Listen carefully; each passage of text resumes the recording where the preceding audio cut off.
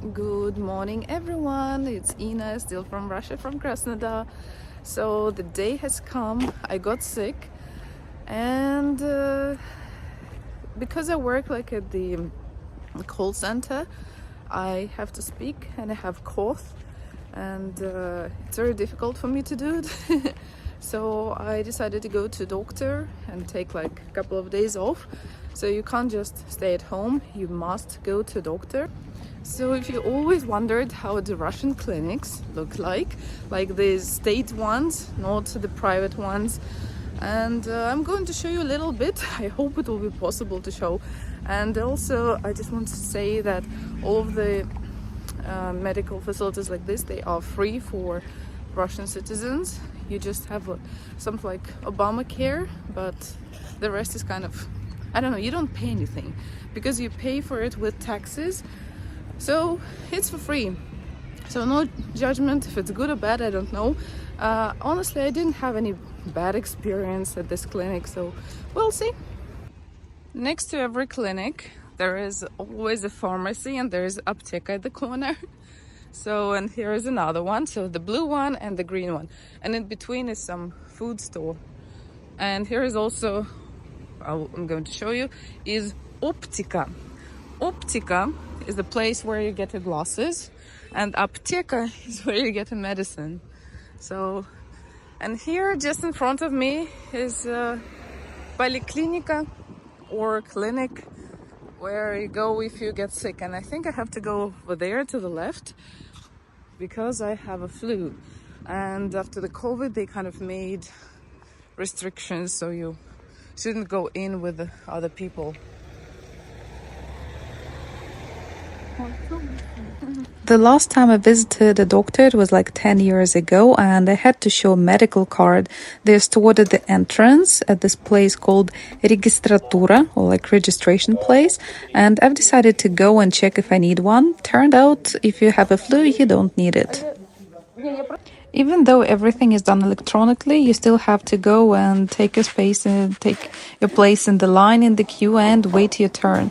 When you get in, the doctor would ask you regular questions about your condition, then they will check your breathing, and then they will figure out what to do with you. So I have to go and do the x-ray of my lungs.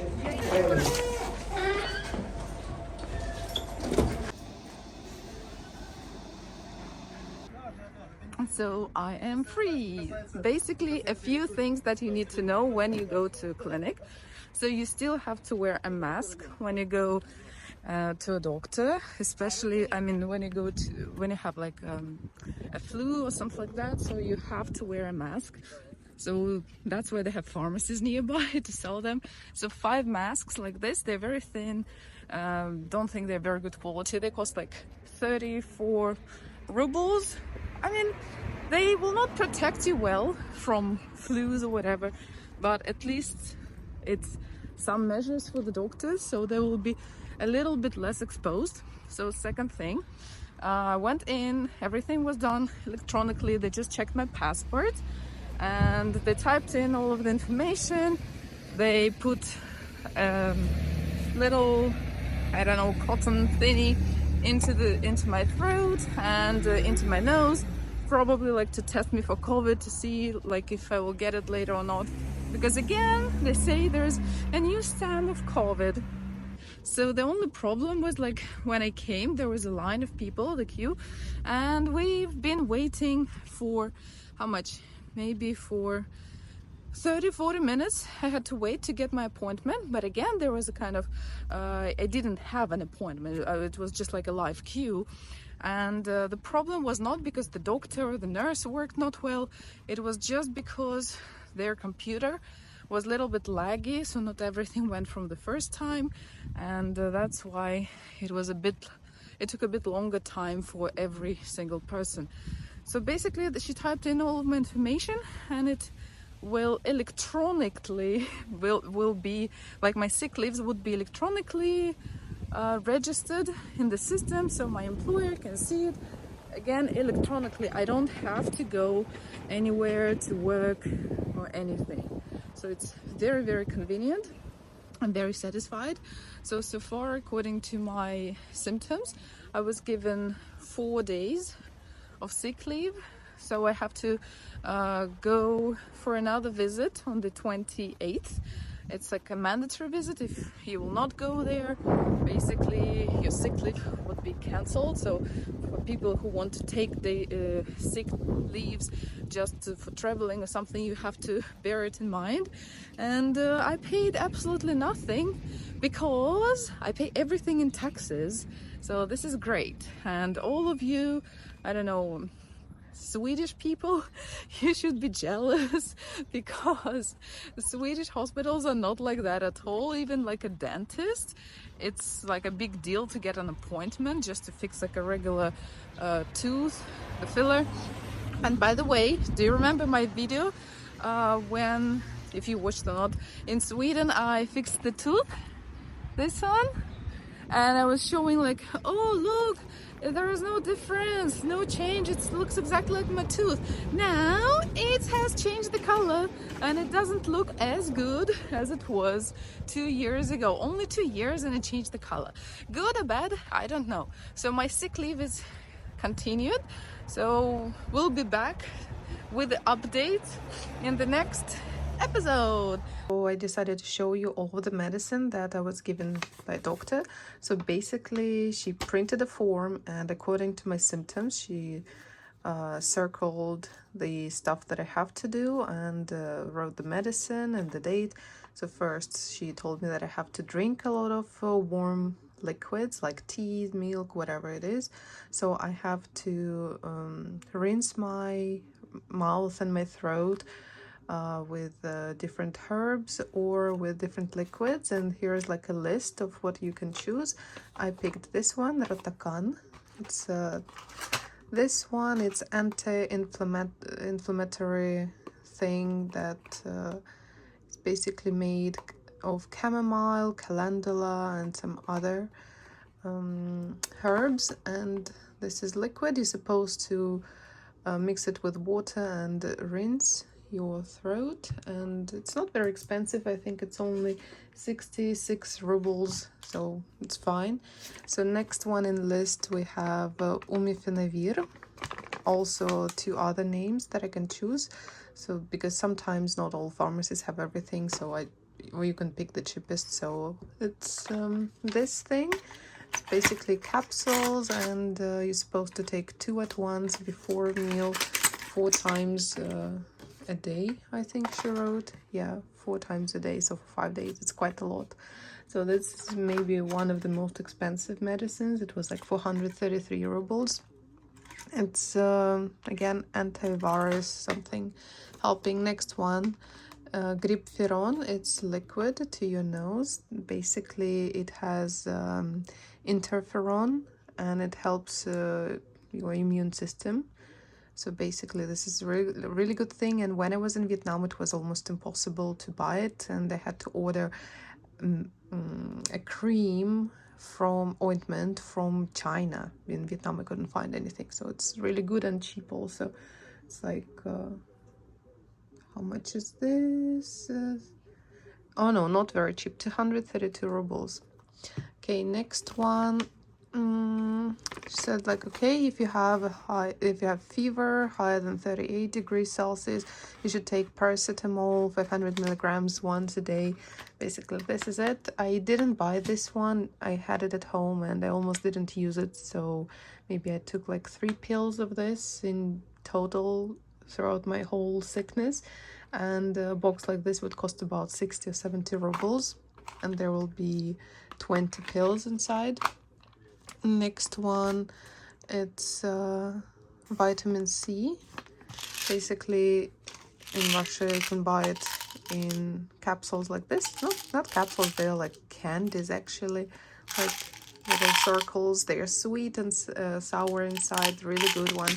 And this is supposed to have vitamins A, B1, B2 and C, and honestly I don't believe that all of this is there, but I just like the flavor and it's cheap, like 53 rubles, why not? And another thing that was not here in the list, but she wrote it here, is this Lisa Bakt. It's also basically anti-throat stuff, so it helps to disinfect and prevent having different spreading the viruses. You're supposed to suck these, and they're not sweet, not bitter, not sour, something kind of a little bit sweetish, almost tasteless. Pretty good. And I took many, but actually not as many maybe as I should, because my throat actually wasn't really bad. It's good. Something that wasn't in the list, it was for my nose, for the blocked nose, and I bought this naftizin, just nose drops. It's very cheap, 25 rubles for this one, for this bottle, for 15 milliliters. It's really cheap. And altogether, basically my treatment, except for paracetamol, was about 1,160 rubles. It's about $12 for all of, okay, except this, for all of this stuff. And it's not only this stuff that I take, I also bought this one, chaga. It's extract of chaga mushroom. It's alcohol based, and it's supposed to help to improve your immune system, and just in general it's really good for everything. So here you can see with the skin diseases, low immune system, different inflammations, problems with your stomach, and so on. Chaga is a true health resource. And why do I take mushrooms? Because actually I believe in mushrooms. I even wrote a book about mushrooms, and these are my poems about mushrooms and different facts. For example, brittle gills, super strength, and here's description. Let's find actually, we have here the list, and we should have chaga here. Chaga is here on page 66. Interesting. Where is it? My page 66. Here. In the woods where birches sway, chaga merges in the dark shades of gray. A medicinal gem, nature's decree. Hurry up to make tea for you and me. So tea is great, but I don't really like drinking a lot of teas and liquids. That's why I bought this extract, just to get it. And it's alcohol based, so be careful if you're using it. You should not drive afterwards. And here are some facts about chaga mushroom, and it looks exactly like it is. So here is a drawing kind of image. Here is also drawing, look very similar. So if you want to support me, or you just like mushrooms, you can find this book on Amazon, on British Amazon, American Amazon, Canadian, Swedish Amazon. You can get it anywhere. Have a hardcover, and we have soft cover too. So you can choose which you like more. They are the same, just different covers. Because I already got salary, and the salary was kind of without the payment. I mean, it was much less than I usually have. And the thing is, my contract covers. I have some paid sick leaves, so that's why I was I really wanted to confirm. And yeah, I got an x-ray result. So actually they don't give you the x-ray, they just give you a paper with the diagnosis that it's written, okay, your lungs are like this, and this time it was not only the lungs. They were like, okay, your lungs are clear. They also checked the vessels, like for the heart system vessels, that they were like fine or not, and also they checked the spine for scoliosis, I think. So basically 3 in 1. And all of the previous x-rays that I've ever done all around the world, they just basically they were a photo, and nowadays they just give you the receipt with all of the info. That's it. So it is day 3 that I go to the hospital, and actually it is it's been 4 days since I got sick. I already see a huge line at the clinic, so I'm scared. I hope they don't go to my doctor.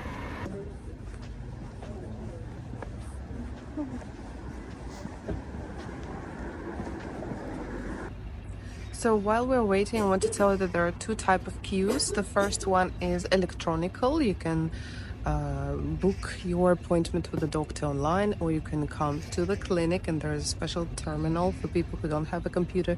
You just pick the doctor like at any other place, and the time and the slot and everything. And a live queue works for when you get sick with the flu, like now where like how I'm sick now, so you don't need to get electronic one. And maybe if you have something emergency to the just the therapist, so you can still go, and you still have to sit in line and wait probably for a long time, but you can get an appointment the same day you come. If you want to see a doctor who's like this, a specific doctor, let's say a heart doctor, or maybe endocrinologist or someone, gynecologist at the state clinic, you'll have to take an appointment, the ticket, and sometimes the waiting time could be really long, 1 month or a couple of months.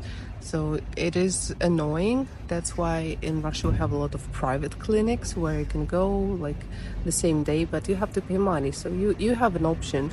If you have time to wait, to go to state clinic, or if you don't have money, you go to state clinic. If you have a bit of money and you can't wait, you go to the private clinic. It's a good option. So this time it was very fast. It kind of came because it's Saturday. Not so many people want to come early in the morning, and my doctor starts at 9, so I came maybe at 8:50 in the morning. And for doctors like this, like when you get flu, nowadays after COVID, you always have to stay to wait in the live queue. You cannot get an appointment because it's like urgent. And even though they give you an appointment, for example, they told me that I have to go today, but they don't tell you exact time. You come, you ask who's the last in the queue, and you stay in the queue and wait. So it's another morning, and it's the end of my sick leaves. I am at the doctor's. They start working at the weekdays at 7:45. It's 9 now, and I'm first in line. They have only one person at the doctor's office, so I'm waiting. When the person leaves, it's my turn to go. So it's very fast today. I thought there will be a lot of people, so I'm super happy. So I have officially closed my sick leaves, and I have to go back to work. Luckily, I don't have to go today because it's the day when I closed it, and I'm supposed to go kind of tomorrow. But tomorrow is my day off according to the schedule. So my first working day will be on Saturday, and it is actually great because I'm still a little bit sick, so I have a bit of the blocked nose, just a tiny bit, and a bit of a cough.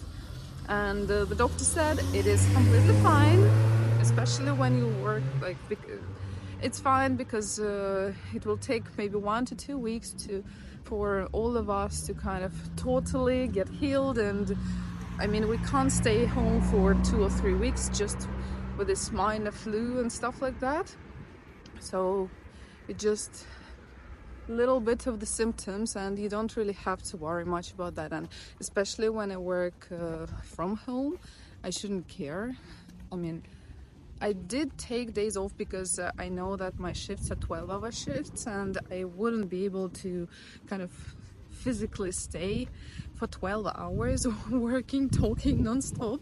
That's why I took days off, and actually it was really great because I had fever and I felt very weak, and I really felt like crap. So now I feel so much better, so I can start working. And actually today I have to go to the dentist, so it's another part of my medical story that I have to finish.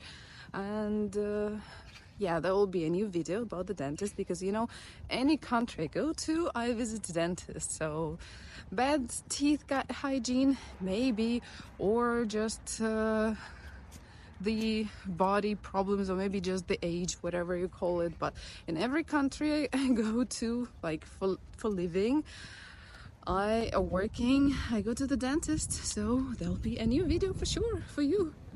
So thank you guys so much for watching the videos, for liking, subscribing, for commenting. If you have any questions, you can tell me in the comment section, maybe suggestions or whatever. I'm always curious to read what you're writing, and it's extra fun for me. So thanks again, and bye bye.